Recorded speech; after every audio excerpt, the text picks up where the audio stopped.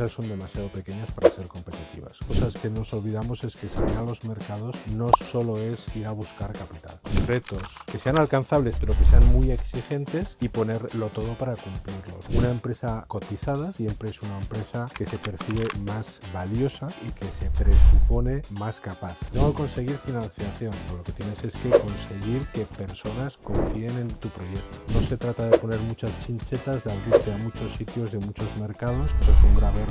La función principal, yo diría que incluso única de una empresa, es crear valor. O sea, al final, todo realmente los negocios son cuestión de personas.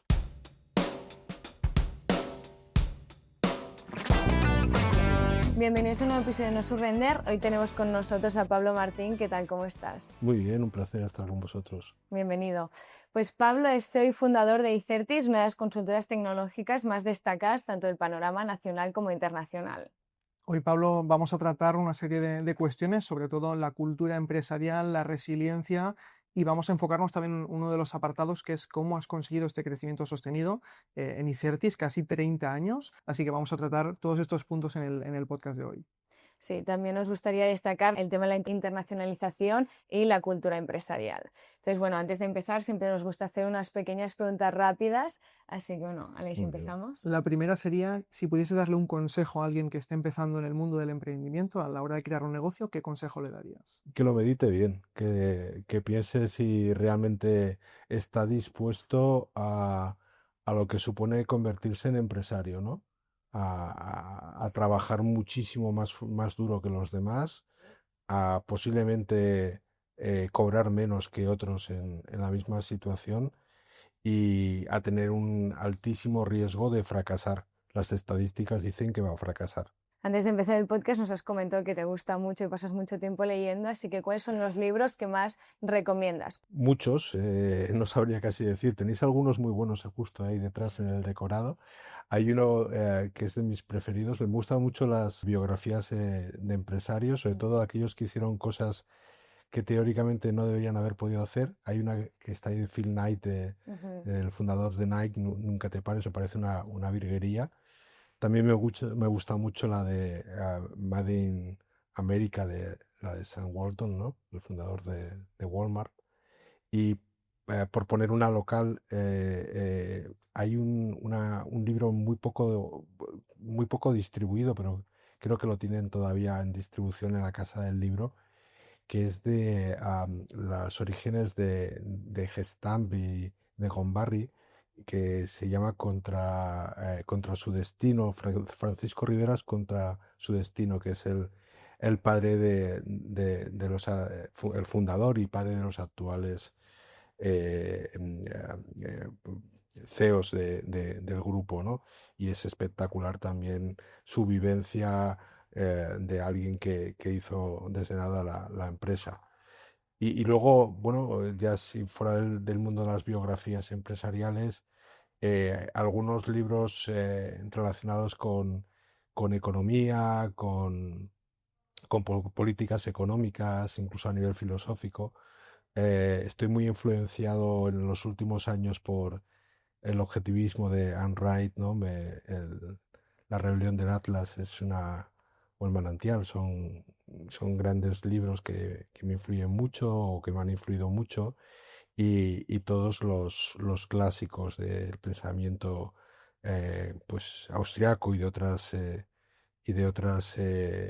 corrientes, ¿no? Mises, Hayek, Rothman, ¿no? Incluso algunos patrios, ¿no? Ancho Bastos. Sí, Ancho Bastos o el profesor Huertas, ¿no? O sea, Yo intenté empezar la rebelión del Atlas, pero a la página 800 me quedé. Es larguísimo. ya, pero bueno, 800 ya estabas más cerca del Sí, sí, final. pero hay 1000 y pico páginas. O sea, es un librazo. Sí, nada. Pues termina lo que merece la Sí, pena. sí. Al final está muy bien. Bueno, Pablo, empecemos por el principio. Para aquellos que no te conocen, ¿cómo fueron tus inicios en el mundo empresarial y qué te motivó a fundar Icertis en el 96? Mis inicios fueron muy al principio, porque fundé la empresa con 23 añitos. Y bueno, hace ya va a ser 29 años de ello en 2 o 3 meses, ¿no? Yo creo que siempre había tenido vocación empresarial, o sea, aunque en aquel momento no lo sentía así o lo entendía, pero siempre me han gustado los negocios, el mundo de las inversiones. Tenía alma, me decían, de abogado y de fenicio, ¿no? Entonces, mezclando las dos cosas, yo creo que el mundo de los negocios me resultaba cercano. El caso es que yo nací en lo que se llama provincias, ¿no? O sea, nací en Asturias y quería trabajar en tecnología y tenía inquietudes emprendedoras, con lo cual lo poco que te quedaba como opción era eh, montar lo que era una empresa, ¿no? Y con un altísimo grado de inconsciencia, ¿no? Sin saber muy bien dónde te estabas metiendo ni lo que estabas haciendo, pues en, en el año 96 pues decidí montar mi propia empresa. Y la pregunta, Pablo, que nunca falla en este podcast es, ¿cuáles fueron los mayores desafíos que te enfrentaste al montar esta empresa? El desafío era yo, ¿no? O sea, quiero decir, no tenía recursos, no tenía experiencia, no tenía contactos, no tenía clientes, no tenía dinero, ¿no? Entonces, quiero decir, en realidad el principal hándicap, el principal problema era yo mismo, ¿no? Mi falta absoluta, ¿no? de capacidad para poder enfrentarme a lo que me estaba metiendo. Lo que pasa es que, como decía antes, con ese grado de inconsciencia que uno tiene cuando es muy joven, pues te lanzas a ello y en mi caso pues tuve la gran suerte de lograr pues avanzar, ¿no? Y en cuanto a la trayectoria de Icertis, ¿hubo algún momento clave que marcase un antes y un después en la evolución de la compañía? Bueno, muchos. O sea, quiero decir, en 29 años, como te puedes imaginar, ha habido muchísimas etapas. Al principio, los primeros años, quiero decir, entre el 96 y el 2010, son los de un pequeño emprendimiento. O sea, la empresa pues apenas llegó en ese tiempo a facturar 5 millones de euros y 80 trabajadores, creo que éramos más o menos, que para, bueno, quiero decir, si te pones en perspectiva y volviendo hace 15 años, pues bueno, a muchos podrían decir, "Ya, es que era una empresa, ¿no? Y demás. Pero bueno, yo creo que ese fue el primer punto de inflexión en el que de alguna manera decido que no se trata solo de crear una empresa, sino de crear una gran empresa con posibilidades de escalar, de crear algo realmente importante y que pueda competir y trabajar en otro tipo de situaciones, ¿no? Y yo creo que ahí hay un punto de inflexión, el 2010, y luego hay otro segundo punto de inflexión que entre el año 18 y el 20, ¿no? O sea, que es el segundo impulso, ¿no? El decir, vamos a salir a los mercados de capitales y vamos a apoyarnos en ellos para hacer un gran crecimiento. ¿Y cómo los has gestionado internamente? Es muy complicado, quiero decir, cuando las empresas crecen de manera tan importante, realmente están sometidas es un proceso, yo lo defino como un proceso de metamorfosis continuo de la compañía, ¿no? Lo que tú has creado y has conseguido que funcione a un determinado tamaño, en cuanto lo cambias de dimensión o lo sometes a ciertos niveles de estrés, digamos que todo se rompe, ¿no? Entonces es un proceso continuo de montar, arreglar, funcionar, volverse a estropear, volver a modificarlo, volver a hacer que funcione y volver a- a estropearlo, ¿no? O sea, quiero decir, la empresa, la estructura, la organización, los sistemas, los procesos que son eficientes para hacer funcionar una empresa de 10, 20, 30, 50 personas no son los mismos que pueden hacer que una empresa de 500 personas o de 5.000 funcione. No es lo mismo una compañía local que una compañía global, no es lo mismo una compañía que se enfrenta a distintas cosas. Esto supone que realmente tienes que ser muy consciente de ese proceso de transformación continuo y estar rompiendo lo que tienes constantemente. O sea, yo hay una frase que parafraseo siempre, o sea, que estoy en todo, porque me encanta, que es un proceso de destrucción creativa constante, ¿no? Schumpeter. Y es que es así, o sea, lo que quiere decir, lo que tienes que darte cuenta es que para que algo pueda evolucionar, ¿vale? Tiene que someterse a procesos muy duros de transformación que son traumáticos, ¿vale? Y que suponen hacer muchos cambios, ¿no? Aquí en No Surrender siempre nos gusta invitar a personas muy influyentes en el mundo del emprendimiento y de la empresa porque nos gusta aprender sobre todo pues, sus aprendizajes, los consejos que nos pueden dar en relación a su experiencia en la trayectoria empresarial. Y sobre todo, una de las preguntas más importantes es cómo conseguimos un crecimiento sostenido durante casi 30 años, que a día de hoy es realmente una situación muy difícil de ver en muchas empresas. Entonces, ya hilando un poco con la respuesta anterior, ¿cómo has conseguido este crecimiento sostenido? Lo primero es proponiéndoselo de verdad, ¿no? O sea, lo que quiere decir, uno primero se marca los objetivos y luego ve lo que hace falta para conseguirlos, ¿no? No es un proceso de consecuencia, ¿no? Como consecuencia de que crecimos. No, lo primero es que tienes que proponerte que realmente quieres crecer.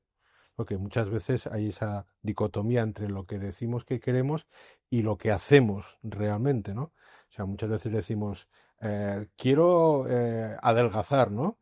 Pero luego nunca hago dieta, ¿no? O sea, por lo tanto, no quieres realmente adelgazar. Pues esto es un poco lo mismo, ¿no? O sea, quiero crecer, pero crecer es un proceso de duro, es un proceso que tiene una serie de connotaciones y hay que proponérselo y hay que hacer lo que sea necesario en ese momento.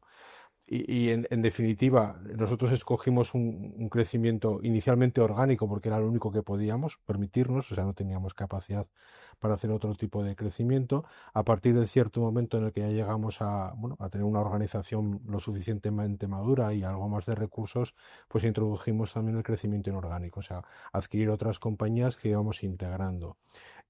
Cualquiera de todas estas actividades es compleja, ¿no? Y no siempre es fácil, pero lo primero y lo más importante es fijarse retos que sean alcanzables, pero que sean muy exigentes y ponerlo todo para cumplirlos, ¿no? O sea, quiero decir, no ceder nunca, ¿no? ¿Y cuáles dirías que son los obstáculos a los que te has enfrentado a lo largo de tu trayectoria empresarial como emprendedor y cómo los has superado? En el mundo empresarial yo creo que los principales problemas o los principales hándicaps son siempre los mismos que fuera del mundo empresarial. O sea, son las personas, ¿no? Lo más complejo que existe siempre somos las personas. Entonces, para mí todos los demás factores son secundarios y son, quiero decir, incluso son derivados de esta misma, ¿no? O sea, quiero decir, y tengo que conseguir financiación para mi empresa. Sí, lo que tienes es que conseguir que personas confíen y crean en tu proyecto, ¿no? Es que tengo que conseguir atraer talento. Lo que tienes es que conseguir, ¿no? Enamorar a una serie de personas que compartan tu visión, ¿no? Es que tengo que conseguir crear un equipo de alto rendimiento cohesionado. O sea, tienes que conseguir tener el liderazgo sobre esas personas. O sea, al final, todo realmente los negocios son cuestión de personas, ¿no? Y por lo tanto, como las personas somos muy complejas, muy difíciles, ¿vale? Gestionar personas siempre es lo más complejo. En este podcast siempre nos gusta humanizar los errores. Entonces, en este caso, Pablo, ¿ha habido algún fracaso que te haya enseñado una lección especialmente valiosa? Muchos, muchos. O sea, algunos más son más grandes que otros, algunos más duros que otros, pero bueno, desde el principio. Uno de los fracasos que siempre comento es, al poco de empezar compré una empresa, ¿no? Y me salió muy bien. Bueno, salió bien, pero salió bien porque tuvo que salir bien. Y como creí que era algo fácil, pues al poco compré una segunda empresa, ¿no? Esa segunda empresa era más grande. Además, aunque seguía estando vinculado a tecnología, digamos que era algo absolutamente distinto a lo que era el core del negocio. Y además no hice las diligencias debidas, o sea, que decir, me basé todo en suposiciones e hipótesis. Y bueno, me metieron un gol por la escuadra tremenda, ¿no? O sea, quiero decir, estuve a punto de arruinarme, de perder ah, todo lo que tenía, lo que no tenía y lo que podía tener, pero gracias bueno, gracias a Dios, gracias por suerte, ¿no? Pues conseguimos que eso no nos llevara a la tumba, ¿no? Y salimos de ella. No volví a comprar otra empresa yo creo que pasaron más de 12 años, 14 años creo, hasta la siguiente compra. Quiero decir, lo que decidí en ese momento es que para poder entender o sea, para poder hacer una compra tenía que conocer todo lo que eso suponía, ¿no? Desde el punto de vista de finanzas corporativas, de poder entender al más mínimo detalle cómo hacer una auditoría, una due diligence financiera, legal, fiscal, quiero decir, al máximo detalle, y cómo poder realmente entender que un negocio es, o sea, que lo que creo que estoy comprando es lo que estoy comprando, ¿no? O sea, repito, 14, 15 años no volví a hacerlo, y a partir de entonces empecé a hacer pequeñas operaciones, iba validando las hipótesis, los conocimientos adquiridos, las prácticas, y depurando un poco el modelo hasta que lo fuimos ampliando, ¿no? Pero, por ejemplo, esa fue una de las vivencias más duras, ¿no? Luego también son vivencias siempre duras las personales, ¿no? Cuando pues tienes alguna desilusión con algún colaborador con el que creías que había mucha sintonía, y finalmente pues esa sintonía no funcionaba. Pero bueno, eso es algo normal y habitual dentro de cualquier proceso vital, ¿no? Como decía antes, es parte de la vida humana, ¿no? Ahora nos gustaría hablar de la apertura a otros países de Icertis, porque ha pasado de ser una compañía local a tener presencia en más de 55 países. ¿Qué estrategias habéis usado? Aunque es verdad que hemos hecho negocios en más de 50 países, en realidad más de unos cuantos más de 60, la presencia física importante se circunscribe a 8 países. España, Reino Unido, Latinoamérica, el conjunto de Latinoamérica siendo el país más importante, México, Estados Unidos, Portugal y Suiza. Y luego desde esos países hacemos negocios y tenemos gente, pues eso, en unos 50 o 60 países. Internacionalizarse, como todo, es complicado también. Y yo creo que lo primero requiere tener cierta dimensión, o sea, saltar al mercado global siendo muy pequeño puede ser no adecuado, ¿no? O sea, al final tú tienes los recursos que tienes y tienes que gestionarlos, ¿no? Si los difuminas en muchas cosas, estás poniendo muy poco foco en todo, ¿no? O sea, entonces es muy, muy importante, ¿no? Aprender de esas cosas. Al final, cuando tienes más recursos, sí puedes distraerlos en varias acciones. Cuando tienes pocos recursos, es mejor hacer foco en algo. Entonces yo creo que uno de los primeros detalles es alcanzar una masa crítica que te permita salir, ¿no? Aunque en el 96 ya salimos inicialmente, fue un pequeño ensayo y vuelta a casa para decidir que de nuevo había que esperar. Y realmente tardamos de nuevo hasta el 2014 en dar el paso de salir a los mercados internacionales. Empezamos en México. De ahí nos fuimos a Colombia, Perú, y bueno, hicimos el resto del recorrido que os fui contando, pero de uno en uno, paso a paso, intentando entender cómo funcionan los negocios, cómo es el ecosistema de cada uno de esos sitios. Y de nuevo, ahora según vamos aprendiendo, nos damos cuenta de nuevo que tenemos que seguir a lo mismo que decíamos al principio, poniendo foco. O sea, no se trata de poner muchas chinchetas, de abrirte a muchos sitios, de muchos mercados. Eso es un grave error, porque conocer un mercado, ¿no? Y cómo se hacen negocios en un sitio es muy difícil, ¿vale? Y de nuevo los recursos son escasos siempre, por muy grande que seas, y tienes que colocarlos en algún sitio. Si lo difuminas mucho, pues es muy complicado, ¿no? O sea, entonces yo creo que ser consciente de esas limitaciones, intentar hacer foco, ser muy precavido, incluso pues un poco, quiero decir, saber que no sabes, ¿no? O sea, quiero decir que vas a enfrentarte a cosas muy distintas a como estás habituado, ¿no?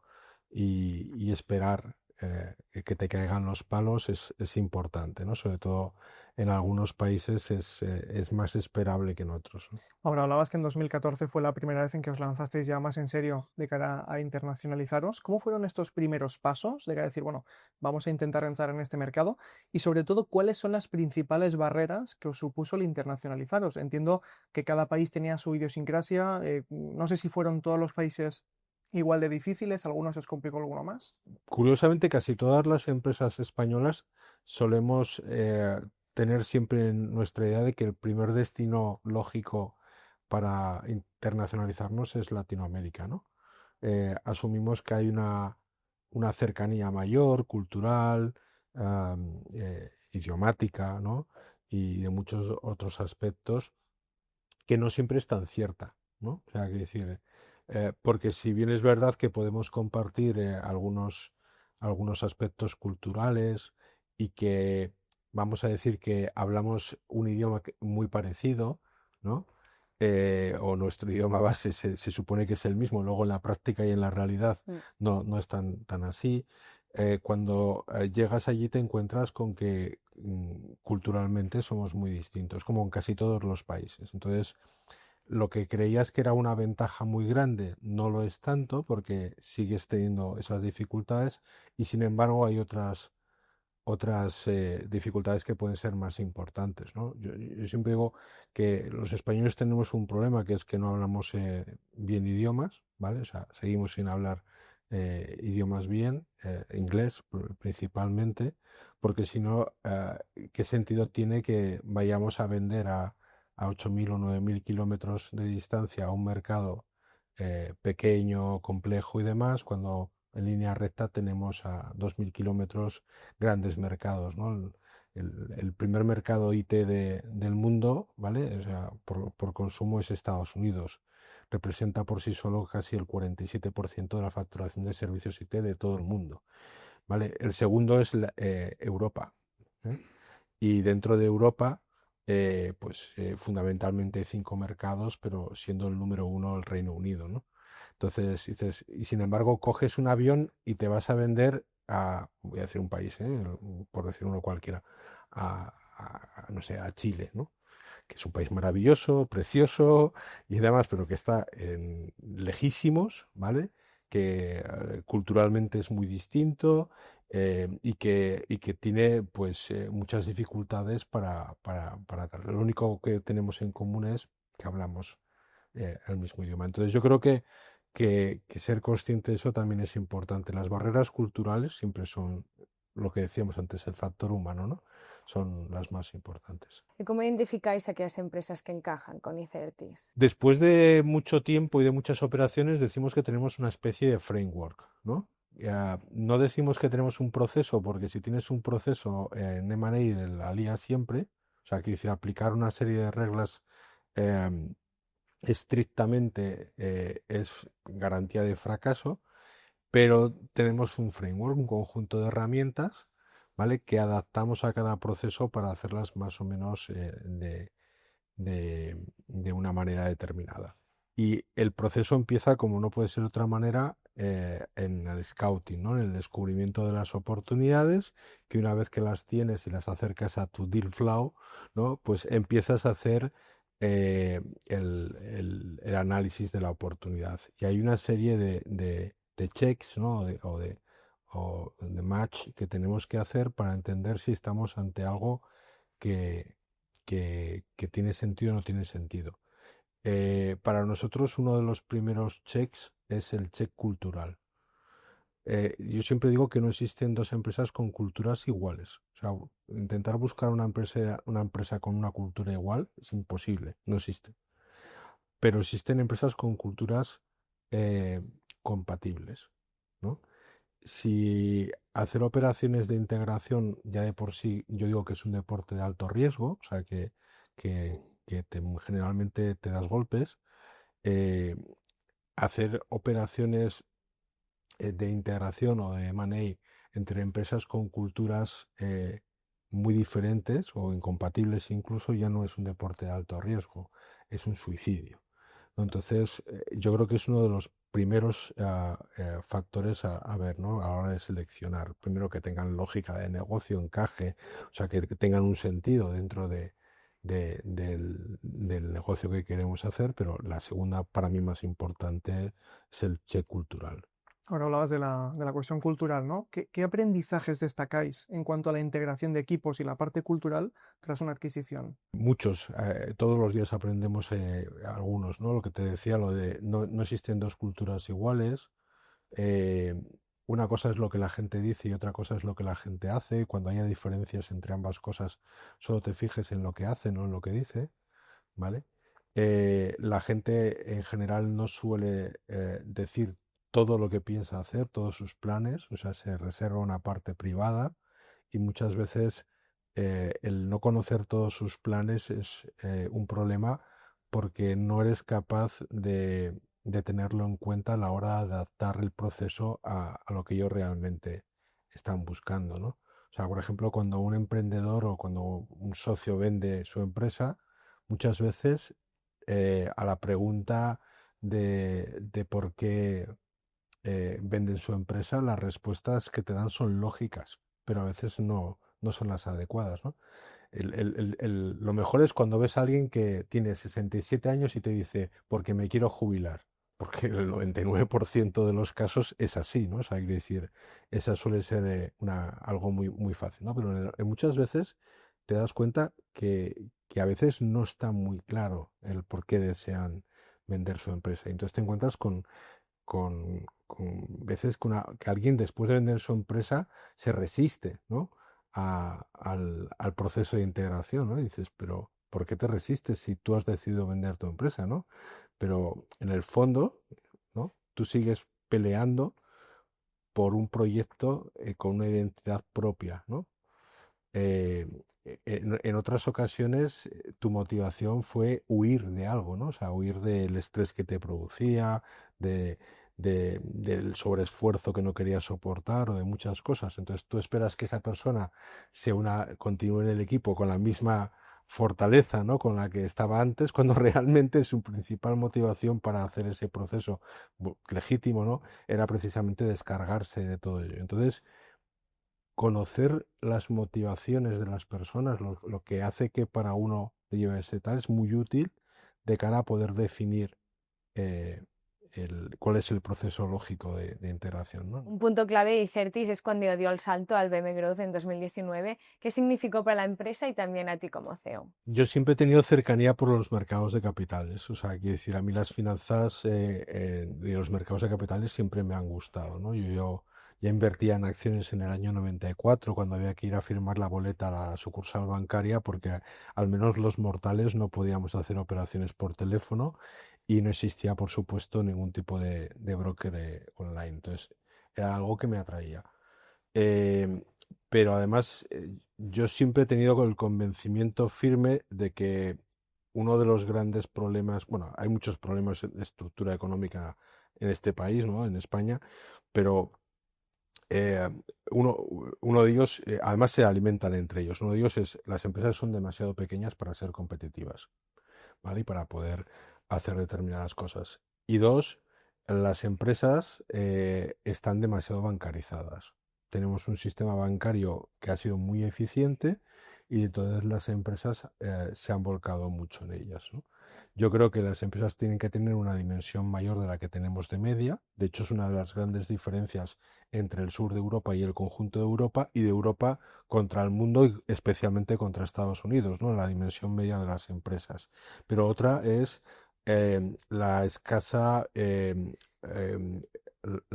escaso acercamiento a los mercados de capitales, tanto a los mercados de equity, de acciones, como a los mercados de deuda, ¿no?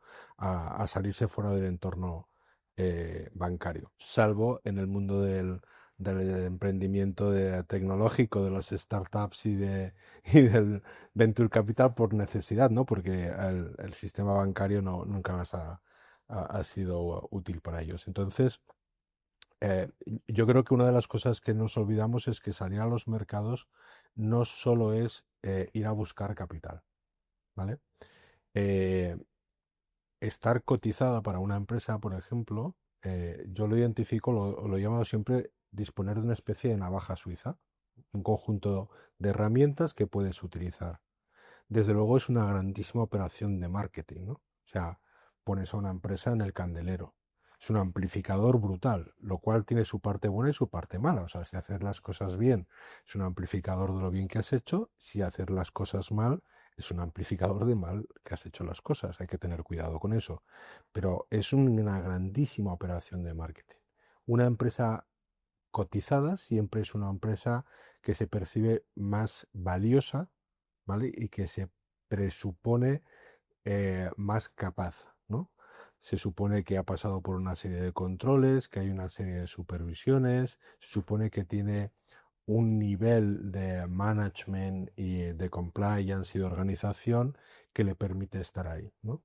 Entonces, de alguna manera, eso es también ganar reputación de cara a clientes, de cara a potenciales fichajes, empleados y a todo tipo de cosas. Te abre otros mercados, ¿vale? O sea, te das cuenta que estar cotizado automáticamente hace que tu perfil de riesgo para la banca, ¿vale? O es mejor, ¿no? O sea, que decir, estaban dispuestos a financiarte más, o que es mucho más fácil abrir, por ejemplo, el mercado de bonos o cualquier otro empréstito, ¿no? O sea, que decir, de pagarés o lo que sea, o que es mucho más fácil conseguir un deal lender o un fondo que quiera hacer una apuesta por ti, ¿no? O sea, todo eso cambia mucho. También tienes la posibilidad de tener instrumentos de capital para atraer y retener talento clave, que todo el mundo dice, hay stock options en una empresa no cotizada. Bueno, sí, pero a ver, stock options en empresas no cotizadas tienen muchas limitaciones, ¿vale? Lo que las stock options cuando tienen realmente gracia es cuando están ligadas a un proyecto en el que el valor de las acciones y todos los demás componentes lo fija el mercado, ¿no? Y ahí sí que se puede generar muchísimo valor y puedes tener una herramienta muy grande para atraer talento. Luego, si quieres hacer una operación de crecimiento inorgánico, o sea, un build-up, que se suele decir en términos de money, eh, de nuevo es una herramienta brutal porque por un lado puedes pagar parte del precio de las adquisiciones con tus propias acciones, pero por otro lado se suele producir un arbitraje de múltiplos, ¿no? Las valoraciones de las empresas cotizadas contra las no cotizadas históricamente siempre son superiores y es normal, el mercado les reconoce más valores, lo que decía antes, ¿no? Entonces suele ser muy útil. Bueno, puedo seguir un buen rato, pero en definitiva estar cotizado es, primero, mucho más asequible, más sencillo de lo que pensamos. En Estados Unidos, cualquier empresa que factura 5 o 10 millones de euros y que se considera de alto crecimiento ya está pensando en cotizar en un mercado, aunque sea en un OTC, ¿no? Aunque tal. Y a poco que te descuides ya está pensando en el Nasdaq, ¿de acuerdo?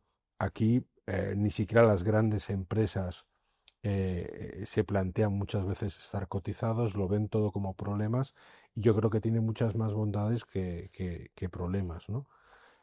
Pero bueno, yo creo que para nosotros estar cotizados nos supuso poder abrir esa navaja suiza, ¿no? Y creo que es algo que deberían hacer muchas más empresas. Y estos aspectos que comentas, ¿cómo dirías que ha cambiado la gestión en la compañía tras la salida al mercado, tanto a nivel internacional como frente a inversores y stakeholders? Te autoimpones cosas, ¿no? O sea, hay que decir, igual que para crecer dices, tengo que querer hacer algo y me lo autoimpongo, pues esto es lo mismo. O sea, voy a salir al mercado y esto supone una serie de cosas, ¿vale? Y las tengo que hacer. Y por otro lado, ya que las tengo que hacer, que sirvan para algo. No voy a dedicarme simplemente a un nivel de cumplimiento, ¿no? De cumplo con lo que se me pide, sino vamos a aprovecharnos de eso para que sean herramientas útiles.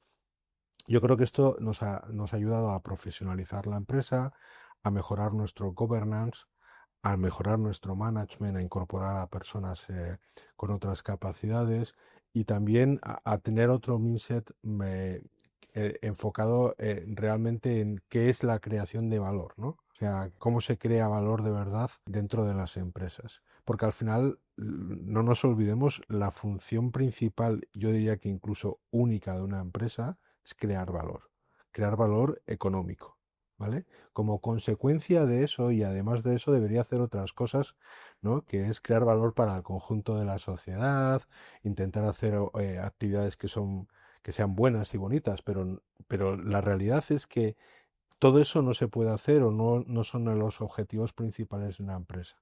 Entonces, hay que entender muy bien los mecanismos por los cuales se puede generar valor económico de manera sostenible y a largo plazo.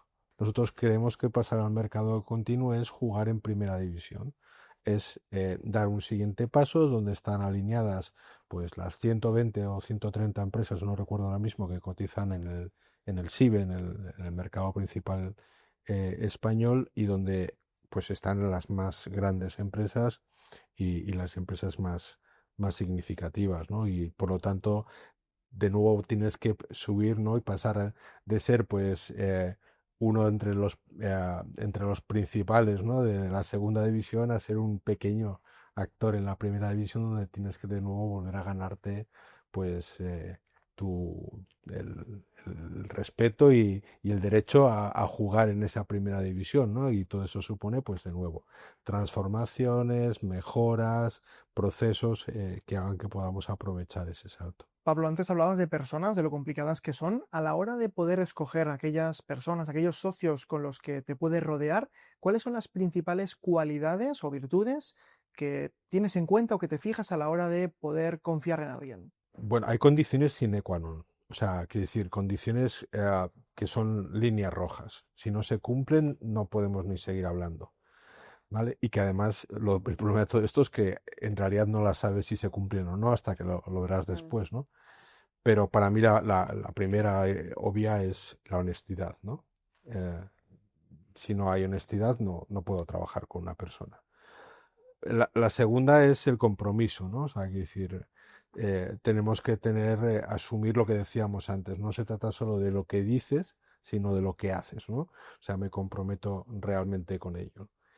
Y yo creo que esas dos cuestiones, bueno, y el esfuerzo, por supuesto, pero va ligado al compromiso, o sea, que decir, estoy dispuesto a hacer a lo que haga falta. Esas tres cosas son condiciones sine qua non. Y a partir de ahí hay otras condiciones que yo considero que son necesarias para poder estar al menos en nuestro proyecto, ¿no? O para poder trabajar en un proyecto conmigo y no volverse del todo loco. Eh, lo primero es tener un grado de ambición importante, ¿vale? La ambición para mí siempre es sana, o sea, hay veces que se suele decir, "Es una persona demasiado ambiciosa, ¿no? Como diciendo algo negativo, un tilde negativo. No, lo que es malo es lo que estés dispuesto a hacer por esa ambición. Pero la ambición en sí misma es positiva. La ambición es lo que mueve el mundo.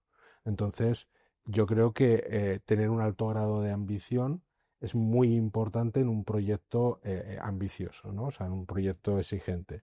Lo segundo, tener una resistencia brutal, ¿no? Porque si estás en un proyecto muy exigente, no todo el mundo puede o quiere estar sometido a grandes presiones, ¿no?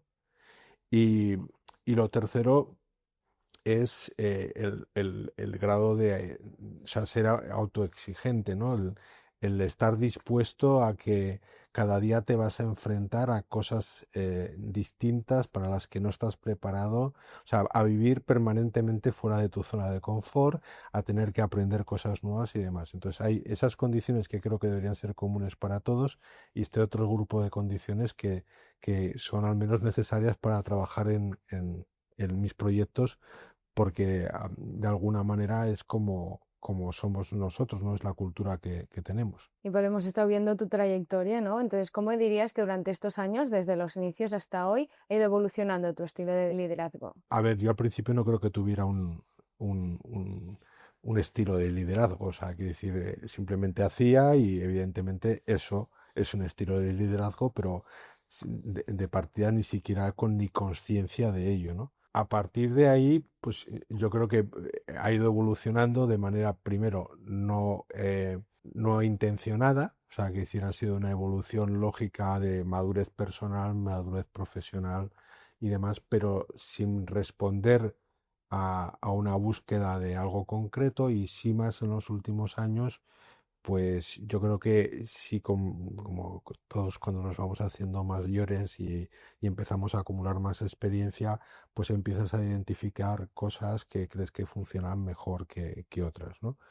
Entonces, bueno, pues yo digo que más que un estilo de liderazgo y ponerle un nombre, un apellido que no me gusta mucho, yo lo que voy es descubriendo mantras, ¿no? O sea, ideas principales muy básicas, muy sencillas que repito constantemente y que aplico, ¿no? Y pues eso, por ejemplo, estilo de liderazgo definido por uno de los mantras.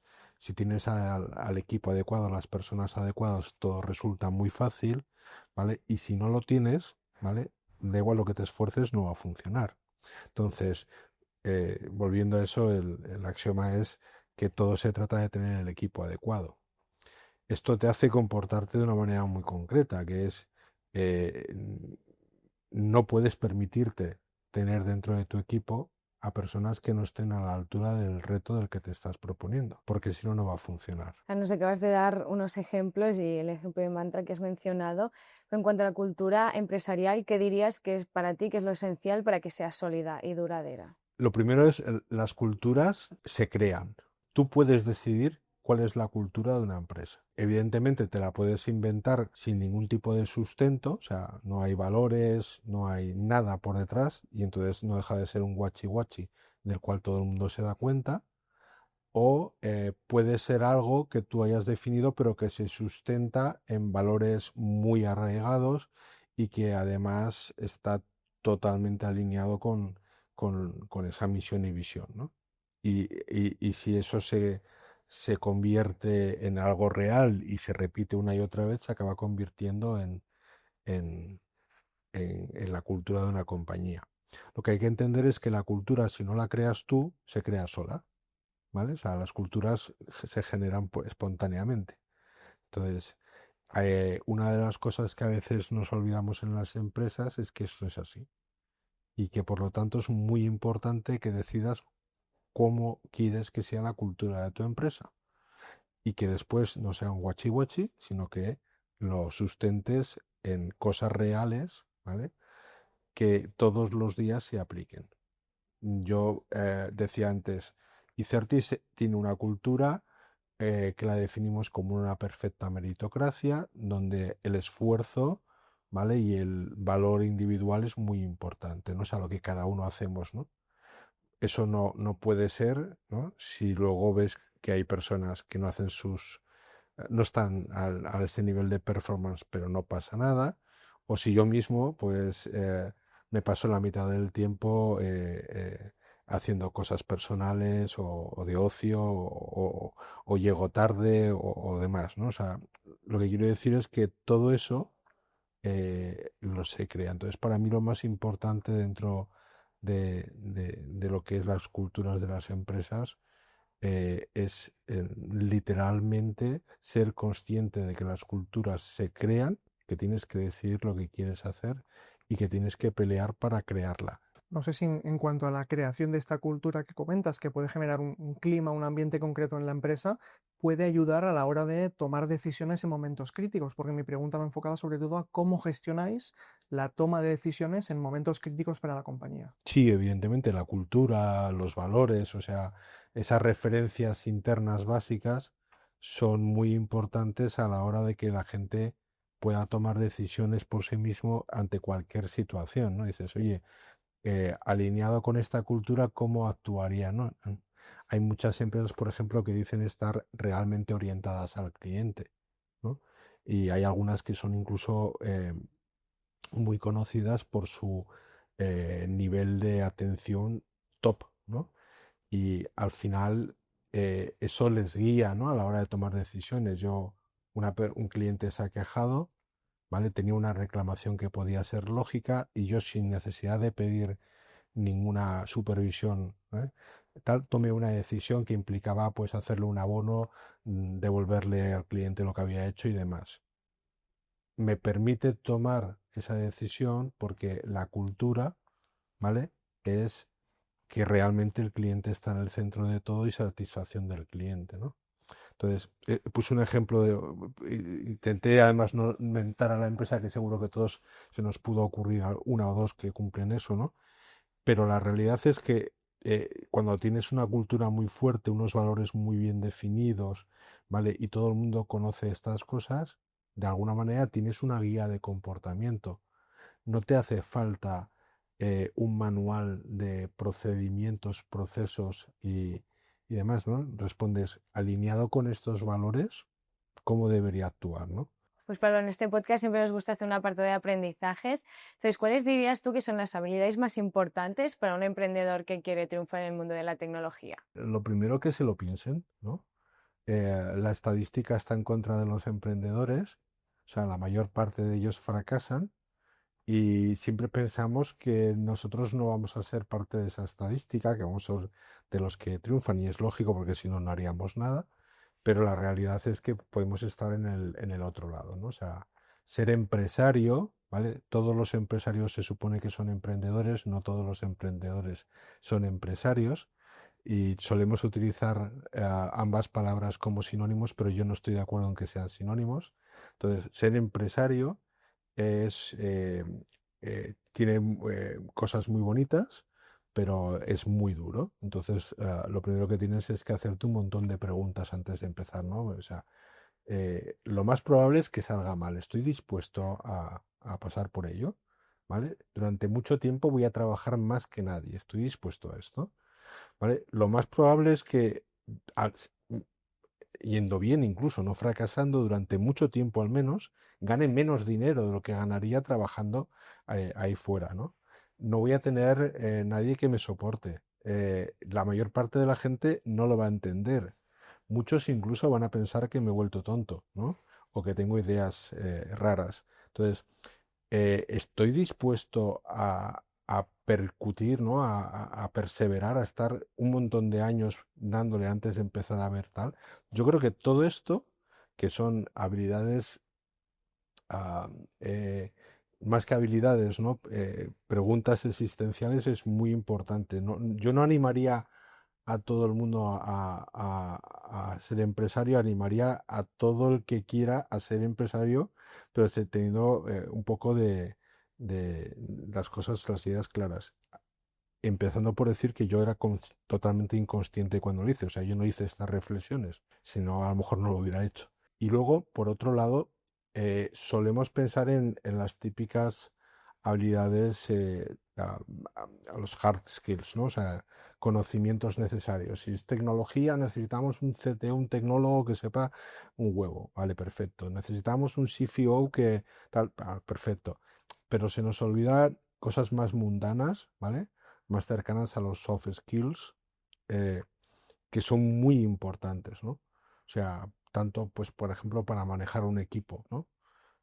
Se nos olvida también cosas tan básicas como que una empresa necesita clientes y necesita que esos clientes estén dispuestos a pagar por lo que tú produces y que por lo tanto tu misión principal no es producir bienes, sino hacer que bienes o servicios, sino que te compren los bienes y servicios que produces, ¿vale?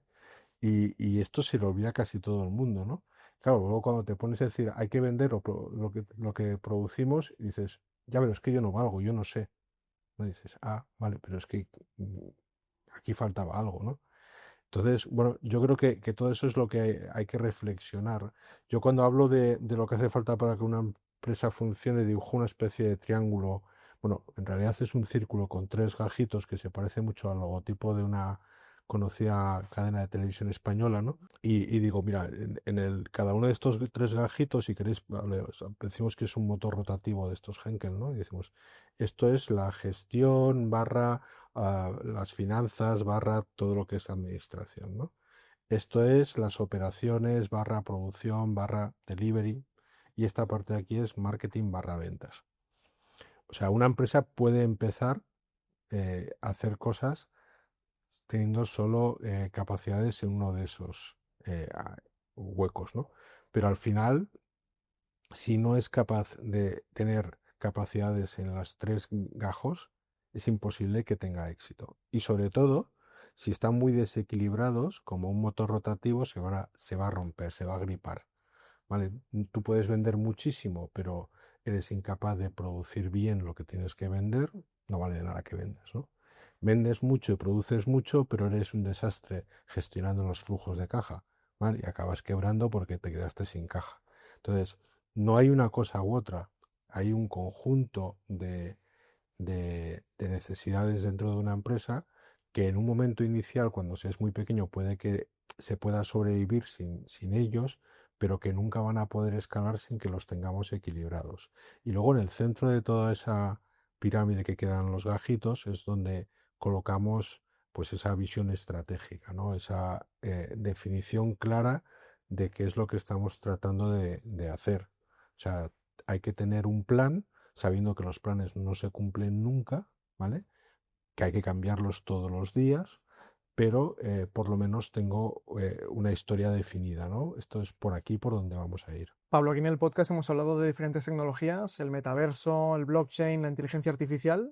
Bajo tu punto de vista, ¿cuál crees que es la tecnología que va a marcar un paso importante para el futuro de las empresas? Yo creo que hay una realidad muy, muy clara, ¿no? Ya totalmente fundamentada, que es la inteligencia artificial. Yo creo que de todos los avances o de todas las innovaciones tecnológicas que han llegado a mercado masivamente y que se han implantado, posiblemente estemos ante la más disruptiva, ¿no? Si a lo mejor, por simplificarlo todo, de las últimas, pues quizás la anterior fue Internet, ¿no? La anterior fue las computadoras personales, por lo menos a mi juicio, ¿no? Pasar de algo que solo estaba al alcance de unas grandes corporaciones a algo que todos teníamos en casa.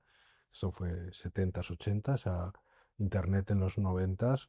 Y yo creo que la gran explosión es la inteligencia artificial, ¿no? O sea, para mí es clarísimo.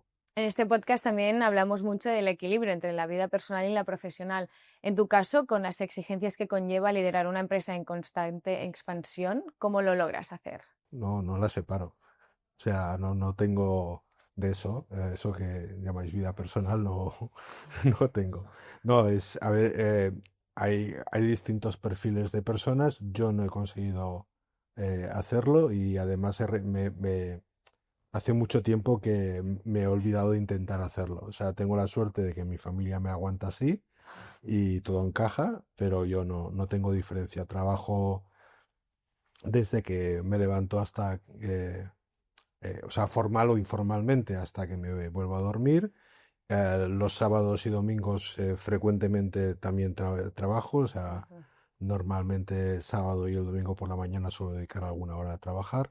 El resto del tiempo también estoy yo mirando cosas o leyendo cosas, leo muchísimo y hago llamadas a cualquier hora y en cualquier momento, inclusive en vacaciones. O sea, yo cuando tengo periodos de vacaciones yo me voy con el portátil, lo abro a primera hora de la mañana y demás y no suelo desconectar. Entonces, ¿cómo hago para gestionarlo? No lo hago. Quiero decir, al final el tema yo creo que es si es bueno o es malo para ti. Claro. Si eso te está suponiendo un problema, si te está creando grandes dificultades en tu vida personal, con tu familia, con tu pareja, si te está generando un nivel de estrés o de ansiedad que es malo para tu salud, pues evidentemente tienes que cambiarlo y tienes que buscar tu equilibrio, ¿no? Pues Pablo Martín, muchas gracias por estar hoy con nosotros en Now Surrender. Llegamos ya al final del podcast.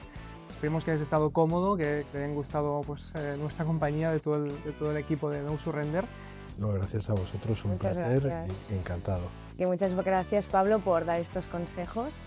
Y nada, nos vemos en el siguiente episodio. Gracias.